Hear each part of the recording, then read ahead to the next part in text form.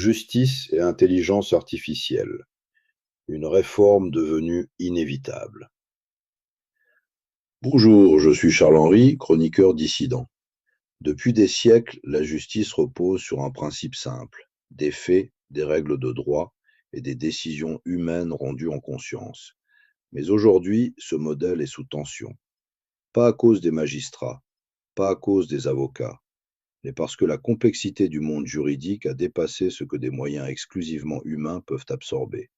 Les textes se multiplient, la jurisprudence explose, les dossiers deviennent volumineux, les délais s'allongent, les coûts augmentent.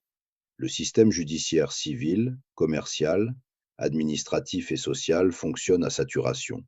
Ce constat n'est pas idéologique, il est factuel. Les difficultés actuelles de la justice ne relèvent pas d'un défaut individuel, elles relèvent d'un problème structurel. Les magistrats doivent traiter des volumes considérables. Les avocats travaillent sous contrainte de temps et de budget, et les justiciables se retrouvent souvent perdus face à des procédures longues et coûteuses. Dans ce contexte, la qualité des décisions de première instance devient absolument centrale.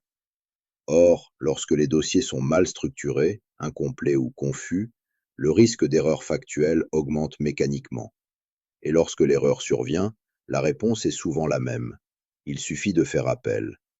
Mais l'appel n'est ni simple, ni rapide, ni accessible à tous.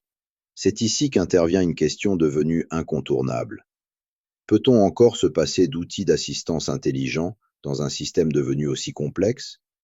L'intelligence artificielle ne juge pas, elle ne le tranche pas, elle ne le décide pas, mais elle sait classer, synthétiser, structurer, mettre en évidence les incohérences, vérifier la cohérence entre faits, pièces et arguments. Ces outils existent déjà. Ils sont utilisés par de grands cabinets, par des juristes spécialisés et dans certains environnements institutionnels. La vraie question n'est donc pas si l'IA existe dans le monde juridique. La vraie question est: qui y a accès? Aujourd'hui, les acteurs les plus puissants disposent d'outils d'analyse avancés. Les particuliers, les PME, les citoyens ordinaires, beaucoup moins. Cette asymétrie crée une rupture silencieuse de l'égalité devant la justice. Permettre au justiciable de préparer son dossier à l'aide d'outils d'intelligence artificielle encadrés ne retire aucun pouvoir au juge. Au contraire, cela lui fournit des dossiers plus clairs, plus lisibles, plus exploitables. La décision reste humaine. La souveraineté du magistrat demeure entière, mais elle s'exerce sur une base factuelle plus solide. Une justice assistée intelligemment, c'est moins d'erreurs, moins d'appels subis, moins de délais, moins de coûts. C'est plus de clarté, plus de confiance, plus d'égalité. Pour les magistrats, c'est un gain de temps et de lisibilité. Pour les avocats, un recentrage sur la stratégie et la défense. Pour les justiciables, un accès réel au droit. Pour l'État, des économies structurelles considérables.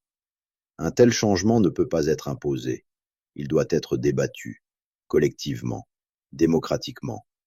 C'est pourquoi ce constat et ces propositions sont soumis au public sous la forme d'une consultation citoyenne. Il ne s'agit pas d'attaquer la justice. Il s'agit de l'aider à évoluer, avant qu'elle ne se fracture. L'intelligence artificielle ne remplacera jamais la justice humaine. Mais refuser de l'utiliser comme outil d'assistance dans un monde devenu trop complexe revient à accepter l'opacité, l'inégalité et la défiance. La question n'est plus technologique, elle est démocratique. Bonne journée et à très bientôt.